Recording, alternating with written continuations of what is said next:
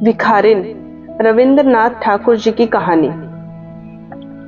अंधी प्रतिदिन मंदिर के दरवाजे पर जाकर खड़ी होती। दर्शन करने वाले बाहर निकलते तो वह अपना हाथ फैला देती और नम्रता से कहती, बाबूजी, अंधी पर दया हो जाए। वह जानती थी कि मंदिर में आने वाले सहृदय और श्रद्धालु हुआ करते हैं। उसका यह अनुमान असत्य न था। आने जाने वाले 2-4 पैसे उसके हाथ पर रख ही देते। अंधी उनको दुआएं देती और उनकी सहृदयता को सराहती।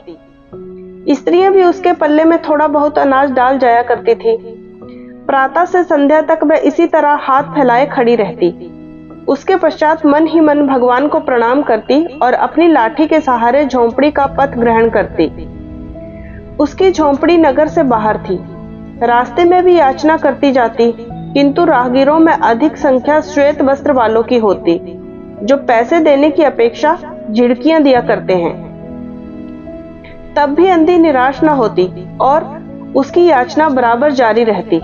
झोंपड़ी तक पहुंचते पहुंचते उसे 2-4 पैसे और मिल जाते।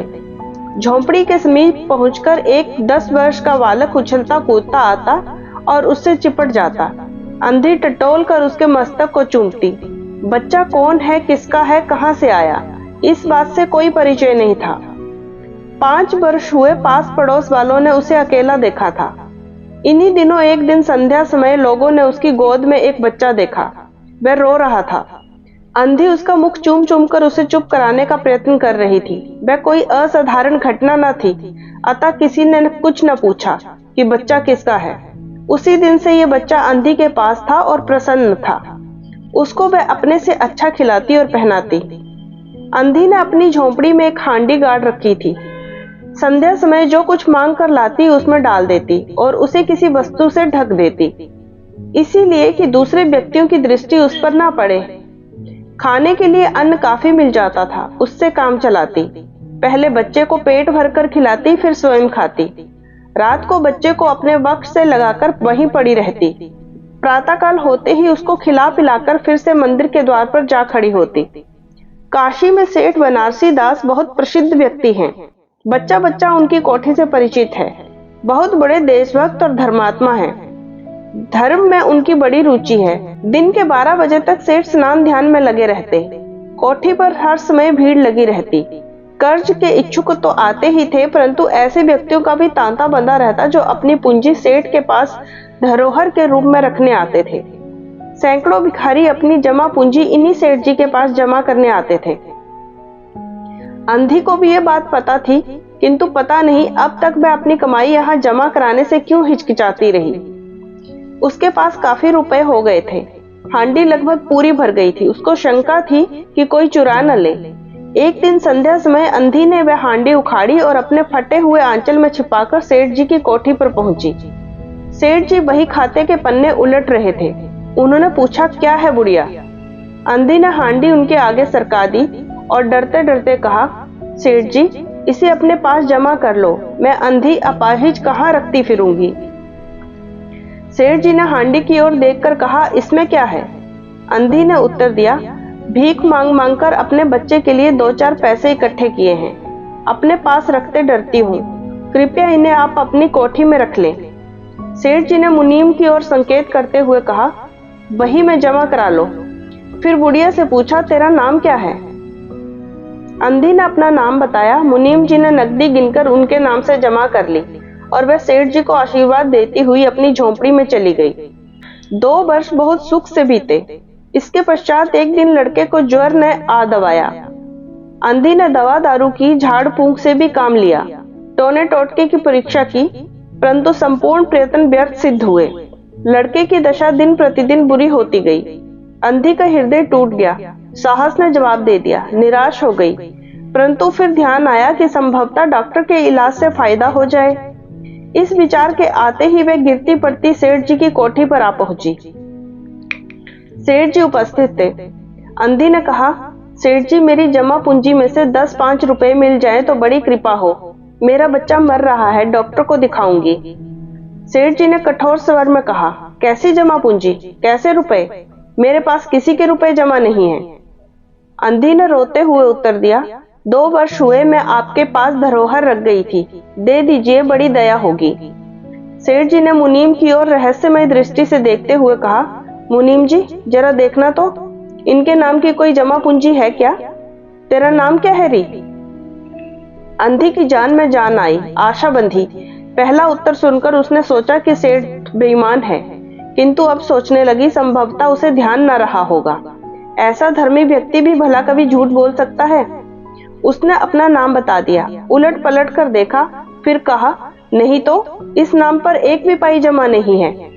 अंधी वहीं जमीन पर बैठ गई।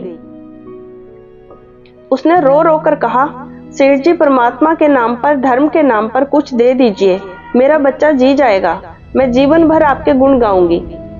परंतु पत्थर में जोंक न लगी। सेठ जी ने क्रुद्ध होकर उत्तर दिया, जाती है या नौकर को बुलाऊं? अंधी लाठी टेक कर खड़ी हो गई और सेठ जी की ओर मुंह करके बोली, अच्छा भगवान तुम्हें बहुत दे, और अपनी झोंपड़ी की ओर चल दी। ये आशीष न था, बल्कि एक दुखी का शाप था। बच्चे की दशा बिगड़ती गई, दवा दारू हुई ही नहीं, फायदा क्यों कर होता। एक दिन उसकी अवस्था चिंताजनक हो गई, प्राणों के लाले पड़ गए। उसके जीवन से अंधी भी निराश हो गई। सेठ जी पर रह रहकर उसे क्रोध आता था। इतना धनी व्यक्ति है, 2-4 रुपए दे देता तो क्या चला जाता। और फिर मैं उससे कुछ दान थोड़ी ना मांग रही थी, अपने ही रुपए मांगने गई थी। सेठ जी से घृणा हो गई। बैठे बैठे उसको कुछ ध्यान आया। उसने बच्चे को अपनी गोद में उठा लिया और ठोकरें खाती गिरती पड़ती सेठ जी के पास पहुंची और उनके द्वार पर धरना देकर बैठ गई। बच्चे का शरीर ज्वर से भभक रहा था और अंधी का कलेजा भी। एक नौकर किसी काम से बाहर आया। अंधी को बैठा देखकर उसने सेठ जी को सूचना दी। सेठ जी ने आज्ञा दी कि उसे भगा दो। नौकर ने अंधी से चले जाने को कहा, किंतु वह उस स्थान से न हिली। मारने का भय दिखाया पर वह टस से मस न हुई। उसने फिर अंदर जाकर कहा कि वह नहीं टलती।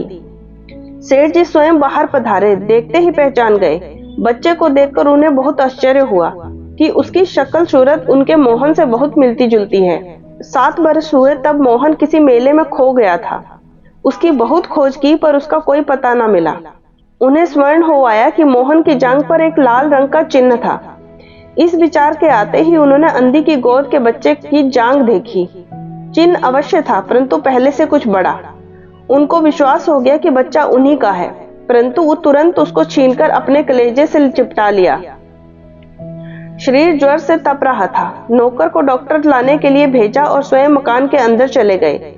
अंधी खड़ी हो गई और चिल्लाने लगी, मेरे बच्चे को ना ले जाओ, मेरे रुपए तो हजम कर गए, अब क्या मेरा बच्चा भी मुझसे छीनोगे? सेठ जी बहुत चिंतित हुए और कहा, बच्चा मेरा है, यही एक बच्चा है, 7 वर्ष पूर्व कहीं खो गया था, अब मिला है, सो इसे कहीं नहीं जाने दूंगा और लाख यत्न करके भी इसके प्राण बचाऊंगा। अंधी ने एक जोर का ठहाका लगाया, तुम्हारा बच्चा है, इसीलिए लाख यत्न करके भी उसे बचाओगे? मेरा बच्चा होता तो उसे मर जाने देते, क्यों? ये भी कोई न्याय है? इतने दिनों तक खून पसीना एक करके इसको पाला है, मैं उसको अपने हाथ से नहीं जाने दूंगी। सेठ जी की अजीब दशा थी, कुछ करते धरते बन नहीं पड़ता था। कुछ देर वहीं मौन खड़े रहे, फिर मकान के अंदर चले गए। अंधी कुछ समय तक खड़ी रोती रही, फिर वह भी अपनी झोंपड़ी की ओर चल दी। दूसरे दिन प्रातःकाल प्रभु की कृपा हुई या दवा ने जादू का प्रभाव दिखाया। मोहन का ज्वर उतर गया। होश आने पर उसने आंख खोली तो सर्वप्रथम शब्द उसकी जुबान से निकला, माँ। चारों ओर अपरिचित शक्लें देखकर उसने अपने नेत्र फिर बंद कर लिए। उस समय से उसका ज्वर फिर अधिक होना प्रारंभ हो गया। माँ माँ की रट लगी हुई थी। डॉक्टर ने जवाब दे दिया। सेठ जी के हाथ पांव फूल गए। चारों ओर अंधेरा दिखाई पड़ने लगा। क्या करूं, एक ही बच्चा है, इतने दिनों बाद मिला भी तो मृत्यु उसको अपने चंगुल में दबा रही है, इसे कैसे बचाऊं? सहसा उनको अंधी का ध्यान आया। पत्नी को बाहर भेजा कि देखो कहीं वह अब तक द्वार पर तो नहीं बैठी है, परंतु वह वहां कहां। सेठ जी ने फिटन तैयार करी और बस्ती से बाहर उसकी झोंपड़ी पर पहुंचे। झोंपड़ी बिना द्वार के थी। अंदर गए, देखा अंधी एक फटे पुराने टाट पर पड़ी है और उसके नेत्रों से अश्रुधार बह रही है। सेठ जी ने धीरे से उसको हिलाया। उसका शरीर भी अग्नि की भांति तप रहा था। सेठ जी ने कहा, बुढ़िया तेरा बच्चा मर रहा है। डॉक्टर निराश हो गए, रह रहकर वह तुझे पुकारता है, अब तू ही उसके प्राण बचा सकती है। चल और मेरे नहीं अपने बच्चे की जान बचा ले। अंधी ने उत्तर दिया, मरता है तो मरने दो, मैं भी मर रही हूँ। हम दोनों स्वर्ग लोक में फिर माँ बेटे की तरह मिल जाएंगे। इस लोक में सुख नहीं है, वहाँ मेरा बच्चा सुख से रहेगा। मैं वहाँ उसकी सुचारू रूप से सेवा करूंगी। सेठ जी रो दिए। आज तक उन्होंने किसी के सामने सर न झुकाया था, किंतु इस समय अंधी के पांव पर गिर पड़े और रो रो कर कहा, ममता की लाज रख लो, आखिर तुम भी उसकी माँ हो। चलो, तुम्हारे जाने से वह बच जाएगा। ममता शब्द ने अंधी को विकल कर दिया। उसने तुरंत कहा, अच्छा चलो। सेठ जी सहारा देकर उसे बाहर लाए और फिटन पर बिठा दिया। फिटन घर की ओर दौड़ने लगी। उस समय सेठ जी और अंधी भिखारिन दोनों की एक ही दशा थी। दोनों को यही इच्छा थी कि शीघ्र से शीघ्र अपने बच्चे के पास पहुंच जाएं। कोठी आ गई। सेठ जी ने सहारा देकर अंधी को उतारा और अंदर ले गए। भीतर जाकर अंधी ने मोहन के माथे पर हाथ फेरा। मोहन पहचान गया कि ये उसकी माँ का हाथ है। उसने तुरंत नेत्र खोल दिए और उसे अपने समीप खड़े हुए देखकर कहा, माँ तुम आ गई। अंधी भिखारिन मोहन के सिरहाने बैठ गई और उसने मोहन का सिर अपनी गोद में रख लिया। उसको बहुत सुख अनुभव हुआ। वह उसकी गोद में तुरंत सो गया। दूसरे दिन से मोहन की दशा अच्छी होने लगी और 10-15 दिन में वह बिल्कुल स्वस्थ हो गया। जो काम हकीमों के जोशांदे, वैद्यों की पुड़िया और डॉक्टरों के मिक्सचर न कर सके, वह अंधी की स्नेहमयी सेवा ने पूरा कर दिया। मोहन के पूरी तरह स्वस्थ हो जाने पर अंधी ने विदा मांगी। सेठ जी ने बहुत कुछ कहा सुना कि वह उन्हीं के पास रह जाए, परंतु वह सहमत न हुई। विवश होकर विदा करना पड़ा। जब वह चलने लगी तो सेठ जी ने रुपयों की एक थैली उसके हाथ में दे दी। अंधी ने मालूम किया, इसमें क्या है? सेठ जी ने कहा, इसमें तुम्हारी धरोहर है, तुम्हारे रुपए, मेरा वह अपराध। अंधी ने बात काटकर कहा, ये रुपए तो मैंने तुम्हारे मोहन के लिए ही संग्रह किए थे, उसी को दे देना। अंधी ने वह थैली वहीं छोड़ दी और लाठी टेकती हुई चल दी। बाहर निकलकर फिर उसने उस घर की ओर नेत्र उठाए। उसके नेत्रों से अश्रुधार बह रही थी, किंतु वह भिखारिन होते हुए भी सेठ से महान थी। इस समय सेठ याचक था और वह दाता थी। अगर आपको ये कहानी अच्छी लगी हो तो प्लीज लाइक और शेयर जरूर से करना। धन्यवाद।